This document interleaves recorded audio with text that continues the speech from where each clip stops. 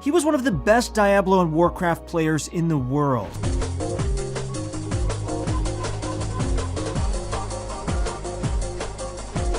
He climbed his way to the top 250 in Overwatch, but that wasn't all. He also ranked #1 for most eliminations in PUBG. This guy is an esports legend.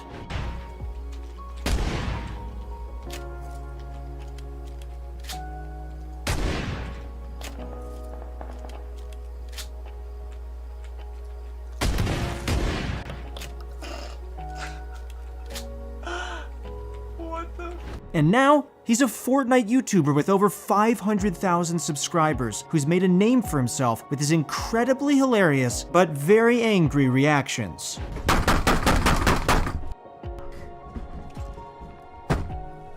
What is up, Pro Guides family? It's Christoph, and this is the story of Dellor, the king of Fortnite Rage.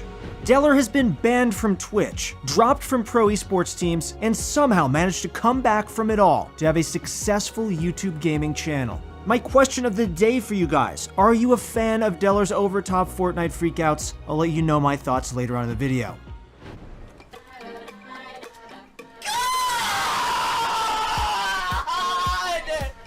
My God! Ban Marshall now! Ban him! Ban him! Before Dellor started making cash from his hilarious reactions, he had very humble beginnings. He worked as a residential assistant, taking care of people with mental or physical challenges. But how did he go from a social working job to smashing objects for views? All along, Dellor played many video games and one day discovered that he was actually pretty good at them.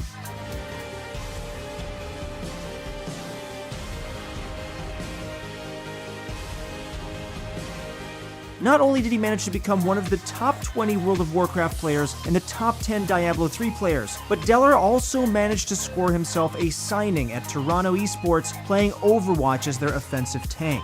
While on the team, he played 3 weekly tournaments: Rivalcade Weekly, Good Gaming Overwatch, and the Academy Gaming Overwatch Weekly event. As part of the team, he came in first place all 3 times. It looked like Dellor's career was going to take off to a flying start until disaster struck. In April 23rd, Dellor found himself in the middle of a massive controversy, one that would put an end to his esports career forever. Dellor had been playing Overwatch on stream in front of multiple people. One of those people was a Widowmaker player called Jumpshot, a player that had been taking Dellor out multiple times throughout the match. This would have been fine until the rest of Dellor's team started to call him out as standing still in the line of sight of the sniper, which pretty much broke Dellor completely. His reaction was not the reaction of a professional esports player. He said some incredibly offensive things that ultimately forced Toronto Esports to let him go from their company entirely. The esports org claimed that they were an organization built on inclusivity and that they had a zero-tolerance policy for actions like Dellor's, and so they decided to terminate his contract for the company. Hi guys, what's up? I owe you guys and everyone an apology. So that's what this is going to be today. Dellor realized that he had made a massive mistake. He understood that he deserved to be dropped from Toronto Esports and that he wouldn't try to make any arguments or excuses for his actions, but really, there weren't any that could be made. He went on to say that he'd had a really bad day and that he'd gotten to a match with a Widowmaker player who was believed to be cheating, and then snapped over the entire ordeal. After being dropped from Toronto Esports, Dellor vowed that he would never return to esports again, which was probably for the best if practicing got him so heated. But that didn't mean he would never return to streaming. After the heat had died down from his Toronto Esports firing, Dellor was able to find something else that he genuinely enjoyed doing, and that was streaming his games to a live audience on Twitch. Dellor grew slowly at first. People were probably pretty wary of watching him due to the Toronto Esports incident, but eventually that fell to the wayside when people realized how entertaining a Dellor stream could actually be. Embarrassing. You guys need to uninstall. Uninstall, dude. Glory to God. Battle Royale games were where Dellor found himself, and once again he found that he was actually very good at them. He became one of the best PUBG players on the planet, dominating people in H1Z1, and quickly became known for his incredible rage-out moments when things didn't go quite the way he wanted them to. Honestly, this reminds me of a lot of my teammates in PUBG. It was only a matter of time before he would find Fortnite, and his life would change forever.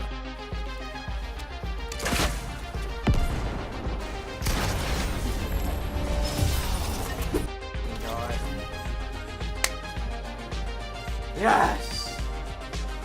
When it comes to content creation on websites like YouTube and Twitch, there are certain games that act like spotlights on people. They illuminate certain individuals, and because of the light shown on them, they get to rise up quicker than everybody else. Dellor was one of those people that Fortnite shone a light onto. While he had already been building a moderate viewer base with his rage-filled streams, it was his Fortnite streams and content that really took his viewership to the next level.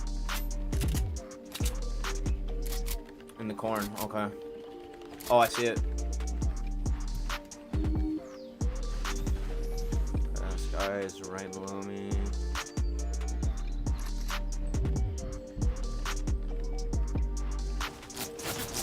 God damn it.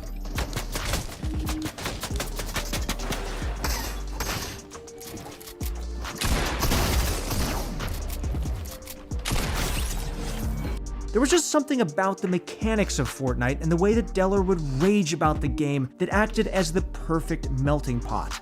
It helped that Dellor was actually good at the game too, constantly dropping 20 bombs and wins in the game. He even decided to play a bit of the arena mode, despite the fact that he wasn't going to be playing in competitive games anymore.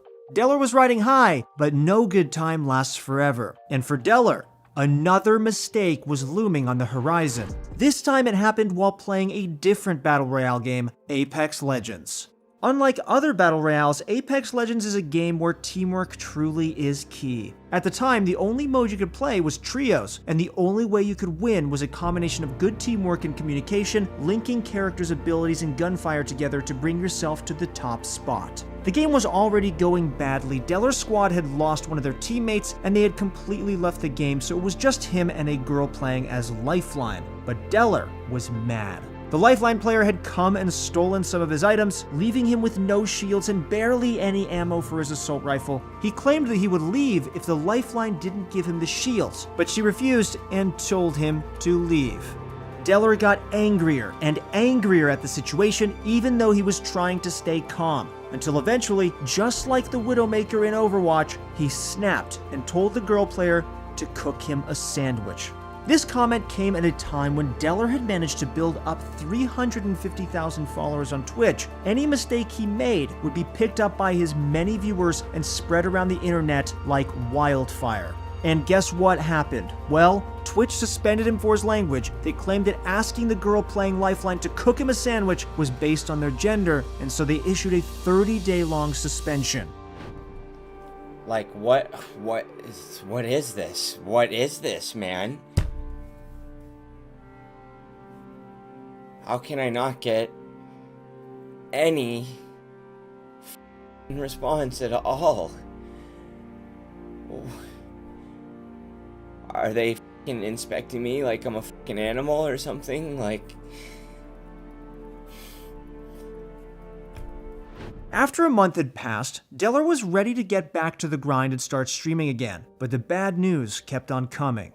Upon returning to the streaming platform, Dellor learned that his Twitch partnership had disappeared into thin air. Dellor had almost 2,000 subs at the time, meaning that he had a $5,000 monthly paycheck taken away from him while he was in his suspension. His only contact at Twitch said that he could no longer help Dellor, and there was nothing he could do to get the partnership back there and then.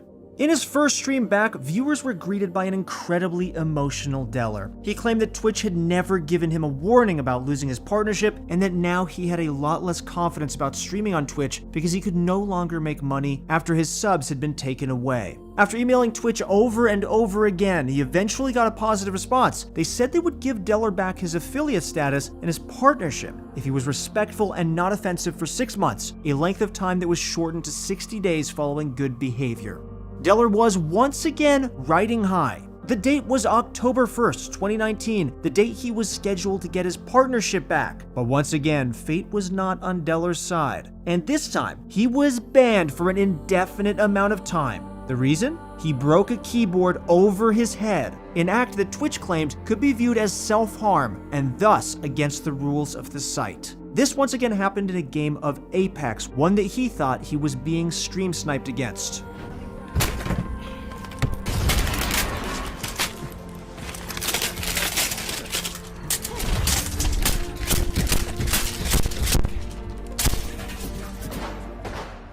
Dellor claimed that he had bought the type of keyboard he smashed against his head specifically because they're cheap and fragile, and that he had broken hundreds of them on his head in the past and Twitch hadn't cared. Those streams had even been watched by Twitch staff, but he'd never been banned for it. This action by Twitch led to Dellor receiving a ton of support from the streaming and Twitch communities, all of them saying that Twitch's reaction had been unfair and disproportionate to what had occurred. This took Dellor to a very, very dark place. He revealed that he had been depressed for months and that his ban from Twitch and even having his partnership taken away from him was a form of mental torture. He did everything he could to be more respectful, and it felt like Twitch had just thrown it all back in his face and removed him from the platform for no reason. People became worried that Dellor was going to do something stupid. Luckily, that display of concern and compassion from the Twitch community was enough to get the disillusioned streamer checked into a psychiatric hospital.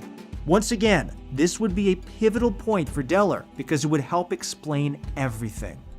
Dellor continued therapy for months, and it was at this time that he learned something about his mental health. Something that could go a long way to explain not just the actions that caused him to be banned from Twitch, but his rage reactions in general. Dellor had been diagnosed with autism spectrum disorder.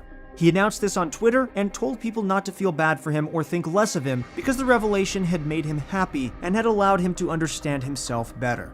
Each and every one of you each and every you. Yes, you and that guy over there. All you motherfuckers, dude.